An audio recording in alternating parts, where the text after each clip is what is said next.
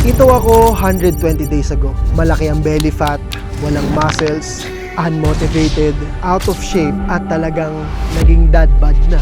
At ngayong araw, September 1, sa wakas na convince ko na yung sarili ko na baguhin yung katawan ko. From day 1, galing sa mataba, out of shape, walang disiplina, at unhealthy na katawan, papunta sa best shape ko for the next 120 days. Alam kong walang may pakialam sa proseso na to dahil kung ito man yung katawan ko ngayon, tapos naging ganito yung resulta, dun lang ako papalakpakan dahil sa naging ganda ng resulta. Pero ngayon, iba to. Dahil isasama ko kayo sa hirap ng tunay na proseso. For the next 1 to 4 months, sa lahat ng may encounter kong sobrang daming problema na hindi maiiwasan, katulad ng pagpunta namin sa iba't ibang bansa, tukso sa masasarap na pagkain, hirap sa pagdadayet, at paghahanap ng gym sa iba't ibang bansa, at sobrang dami pang problema niyan. Pero ito, hindi na to joke. Dahil handa na ako mag-suffer for the next 120 days. At patunayan sa inyo na kahit anong busy pa natin sa trabaho, sa kanya-kanya nating buhay, at pagbuo sa mga sarili-sarili nating pangarap, dapat hindi natin kalimutan yung pagbuo sa mga sarili natin. Kaya eto na to.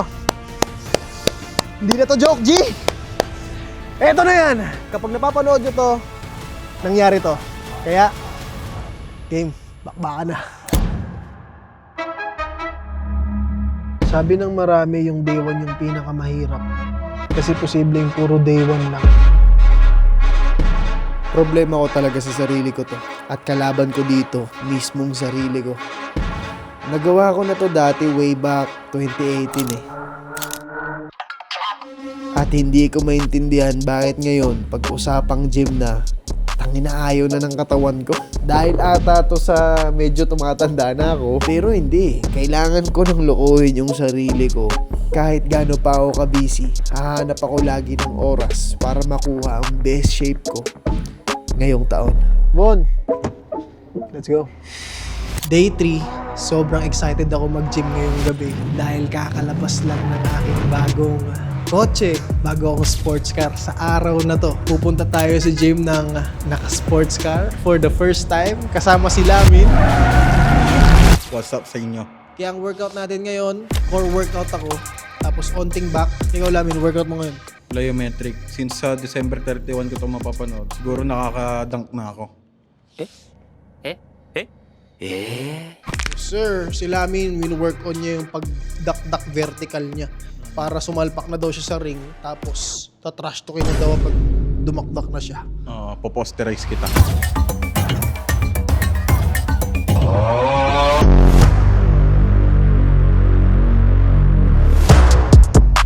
Day 4, ito yung araw na sobrang off day dahil 4 na araw na akong strict diet. Ito yung breakfast, lunch, dinner ko for straight 4 days. Nahirapan mag-adjust yung katawan ko sa sa energy na nako-consume ko, lalo na yun lang yung pagkain. Less calories, less carbs yung nako-consume ko, kaya sobrang off day ngayon, G. Wala akong energy pero pinilit ko si Lamin. Ano talaga, bossing? No excuses. Disiplina dapat sa sarili. Let's go. Bakbak tayo ngayong araw. Yeah. They hate when you elevate. You're stacking up losses, I'm handing them out, yeah, I had to go delegate. It feel like I'm floating, I'm lost in the moment, I swear I could levitate. They never believed that I would really fly, I had to go demonstrate. I had to set them straight. They hate when you elevate. Lo, malungkot yun? Masayang-masaya ako. Hindi, malungkot ka eh. Hindi, masayang-masaya ako. So, healthy ng food ko. Oo nga, kaya na tayo.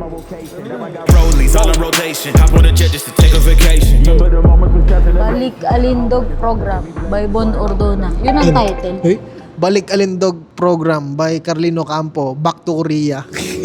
Y'all want the drip, drip, drip, drip, drip, drip, drip, drip. Y'all want the drip, drip. I know the faucet. Y'all want the drip, drip, drip, drip, drip. 2 weeks out, kagising ko lang ngayon, G. 14 days in the process. Ngayon, G, sinama ko kayo pagkagising ko dahil may gusto akong ipagmayabang. Bang! Oh my God, G! G, di ko alam. Sobrang masaya ako, G. Kasi grabe yung sakripisyo natin sa 2 linggo na yan. Kinalimutan natin yung kanin, mga matatamis, yung mga dessert. Sobrang masaya lang ako dahil nakikita ko yung maliit na resulta na alam kong kapag pinagpatuloy natin to through the years, from this to this. Ay, si Arnold Schwarzenegger yun, par. Hindi ako yun. Yeah. Hey, ask me how I did it, I'm telling them grace. Ask me how I'm living, I'm telling them great. Ask me how I did it, I'm telling them grace. Ask me how I'm living, I'm telling them Welcome to day 19 kung saan solo namin ni Carlita. TikTok, yeah, the time is up. Time to dance, time to turn it up. Got the DJ bumping, bass is funk. Time check. 2:25 a.m. Boom! So mag-thank you kay Mami dahil sinamahan mo ako dito. Thank you. Okay, baka na. Ask me how I did it, I'm telling them grace. Ask me how I'm living, I'm telling them great. Day 22, 4 weeks out. Ito yung panahon na sobrang challenging dahil ngayong September 4th week ay sobrang lakas ng bagyo at based sa weather forecast, halos 2 linggong uulanin ng Tagaytay. Kaya uulanin din ng Katamaran. Chest, shoulders ang workout natin ngayong araw. Non-negotiable pag Monday. Kailangan nating bumakbak sa gym kahit bumabagyo, kahit malakas ang ulan. Bakbakan yan. Pagkatapos magbuhat, kainan niya. Isang buong manok at mainit-init na sinigang at 7 boiled egg. At sa totoo lang, ito ang dahilan bakit talagang aayawan ng lahat ng proseso. Paano? Sa buong 30 days kong panluloko sa sarili ko, wala naman ako nakikitang magandang resulta. Basta pumupunta ako sa gym at halos lahat talagang aayawan to dahil ulit lang ang ginagawa ko sa buong 48 days. Today is October 20, 7 weeks out at currently andito tayo ngayon sa Japan. Tignan nyo kung gaano agenda dito. Oh my God. At ngayon, buti na lang talaga dito sa phone ko, may 500 meters away na malapit na Anytime Fitness. Ngayon, G's, alam nyo na, kahit andito tayo sa Japan, ipinapahinga na lang sana para mamasyal mamaya. Kailangan natin isakripisyo kahit 1 oras lang ng oras ko dito sa Japan. Ayun na! Let's go! Bakbakan na! Sa totoo lang, di ko alam ba't ko niloloko sarili ko dito sa gym eh. Kapag andito ka sa Japan, dapat namamasyal kami at dapat syempre, kumakain ng masarap.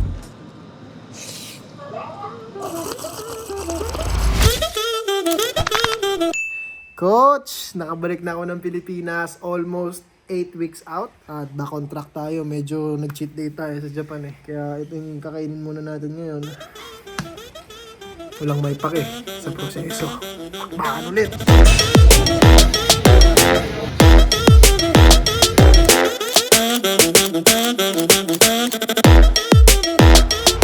Officially, November 1, 60 days ko na niloloko yung sarili ko.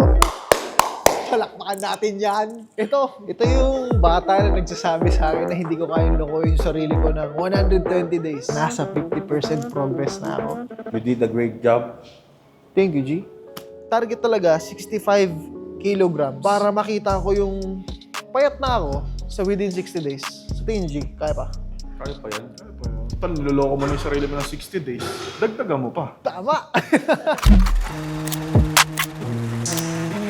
It's heavy. I don't know why they keep sleeping on me, man. Let me wake up. Yan, delikado Sabihin, yan. ayun yung pat mo, bossing. Ito, 70 pa ako. G, 70 na lang ako ngayon. Ay, wow. So, pag nag-65 ako parts, for sure, tanggal na yan. So, I think endon pa. Ay, grabe. Sabi ko na eh, nandito ka eh. Love, hanggang dito ba naman? Nasa probinsya na tayo, nasa Bacolod tayo, nagja-gym ka pa rin. Niloko ko nga siya yung sarili ko nga ni. Hindi din lokohan, consistent ka na eh. Ice cream tayo? Wala! May biro lang. Medyo sineseryoso ko na talaga, mami, kasi nagagandahan ako sa resulta eh. Alam mo ba? Okay. Good news. November 20 ngayon, 2025. Halos 40 days left na lang, makakompleto ko na yung 4 na buwan. So, nasa Wow! magsi-69 na ako. Ang goal, 65. So far, I feel good. Konti na lang. Grabe. Kanina ka pa dito? Ayoko na. Tapon na lang natin lahat ng clip. Ayoko na. Bakit? Pagod na ako eh. Update lang, Coach. May resulta na ba kahit konti? Pwede na ba, Coach? Day 89, sobrang naging challenging itong buwan na to. Binagyo tayo, nakapagawa tayo ng court.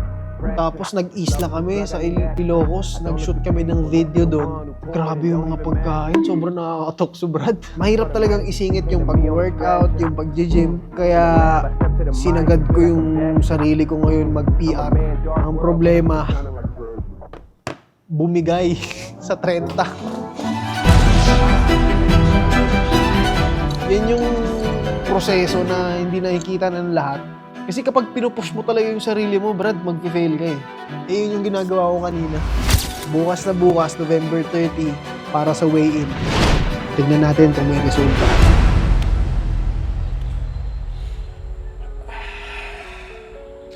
Official weigh-in, 69.25 kg. Tatlong buwan guys! In just 3 months, nag-lose si Bon ng 8 kg. Ay hindi, 9 kg. 9 kg yun. Pwede na yun. Pwede na yun. Sa isang buwan, 3 kilo yung bumababa. Bossing, magde-December na bossing. Paano ka kakain ng mga masasarap? Boy, huwag ka man makinig dyan, boy. Oo. Isa yung demonyo. Ay, So hindi parang ako sinasabi mo, ito disiplinado, ito tarantado, gano'n. Tama. 65. Kailangan mo lang maging disiplinado, determinado, at dedikado.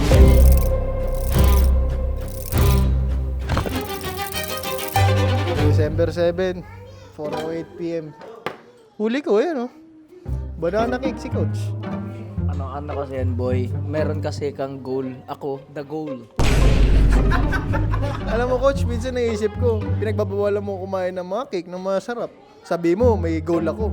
Ikaw, kinakain mo cake eh. Ga-goal ka ba? Sabi mo sa'yo, bawal ako kumain, tapos ikaw kumakain. Yun, tinan mo. Subukan ko kasi yung client ko na yung sa temptation niya, te. Coach! December 13, 2 weeks left bago ang 120 days transformation. Ito yung mga araw na gusto kong i-skip. Hindi ko makrack sa sarili ko yung makasanayan ko na araw-araw, 4 times a week pupunta sa gym. Hindi. Gigising ako kinabukasan na kailangan kong i-push yung sarili ko, nalukuhin yung sarili ko. Ganun yung pakiramdam ko. Kasi lahat tayo gustong i-skip yung sakit, yung pain, yung sacrifices. At dun lang agad mag-jump sa magandang resulta.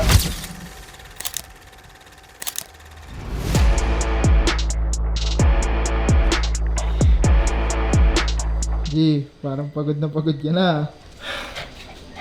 Off day, G. Kaya dito lang ako nag-gym. May 2 linggo ka na lang. Konting push pa. 2 linggong panloloko sa sarili. Birthday nila Keisha kanina. Wala nang oras para pumunta sa gym. Unting pump na lang dito, G, para hindi tayo makaskip.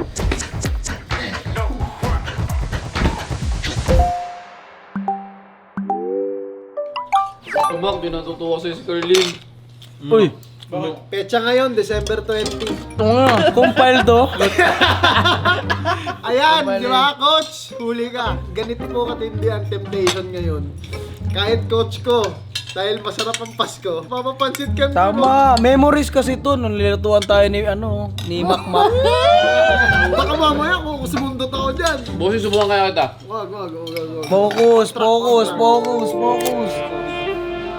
I love when the good news coming in on a day-to-day. Already know what's happening, I don't gotta shake the eight big moves. December 21, 2025. Nakalain mo yun? Nakaabot ako ng 110 days na niloloko ko yung sarili ko. 14 weeks out, 2 weeks left. Nakaabot tayo ng 110 days. Hindi na tayo atras pa. Kahit may lechon sa harapan natin ngayong Pasko, hindi ko yan pwedeng kagatin o kainin. Huwag ka mag-alala, dalawa kayo dito. Simulan na natin ang countdown. Last 10 days. Last 9 days. Last 8 days, buhat muna. Tapos, basketball.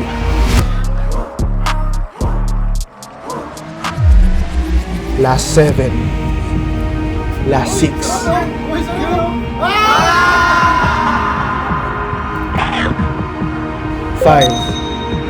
4, 3, 2, 1. Pagkatapos ng 4 na buwan na panluloko ko sa sarili ko, ito ako 4 months ago.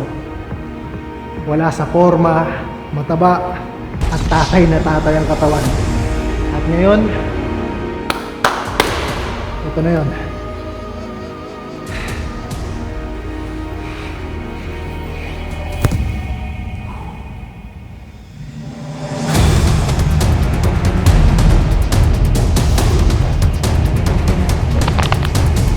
At ito, ang resulta pag niloloko mo ang sarili mo sa loob ng 4 na buwan.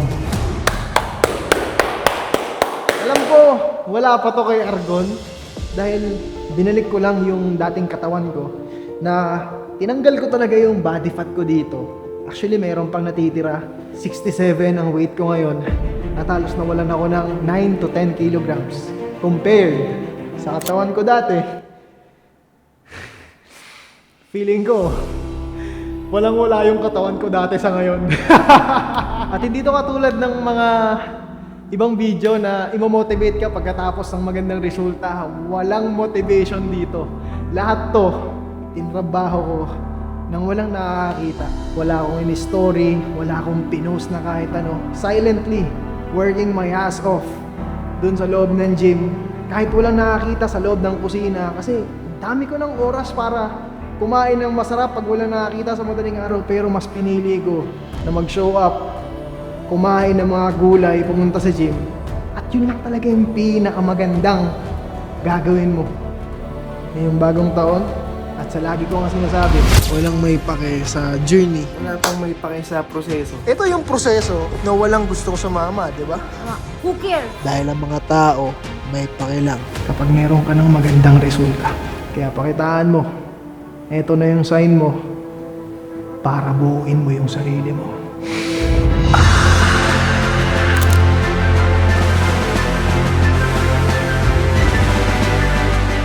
At ito, ang resulta kapag niloloko mo ang sarili mo sa loob ng 4 na buwan. Makakain ako ng masarap! Woo! Yung plano natin dati, nagawa mo na. Kasi sabi mo sa akin na pag di mo nagawa, hindi ka magiging proud sa sarili mo. And I'm so proud kasi, totoo guys, sobrang busy ni Bon sa ginagalawan niya. So hindi mo naman kailangan mag-train like a bodybuilder para ma-achieve mo yung ganyan na body. So ang ginawa namin is lifestyle lang talaga na pasok sa lifestyle niya. Pero nakapag-diet pa rin siya and then na-hit mo pa rin yung gym. Di ba? So ayun, for me, ako sa busy people, laking achievement na yung ganyan kasi kahit ayaw niyang magpumunta sa gym, nakikita ko yun. Pinupush niya pa rin kahit pagod na siya. So, Coach, alam ko, medyo proud ka talaga sa akin ngayon. Pero para sa akin, hindi ako ganun ka-proud sa sarili ko. Kasi parang hindi ko nagawa yung best ko ngayong shape ko ngayon. pero Kasi sabi mo best version mo na, di ba? compare yung katawan ko dati. Okay. Pero ngayon, natutuwa ako kasi at least nasimulan ko na 120 days at gusto ko na siyang buuin ngayong 2026. At mas Talagang galingan ko pa. shred talaga siya. Shredded, mas lobo. At Bodybuilding na ba? Baka pumasok ka na ng bodybuilding ko, ya? we never know.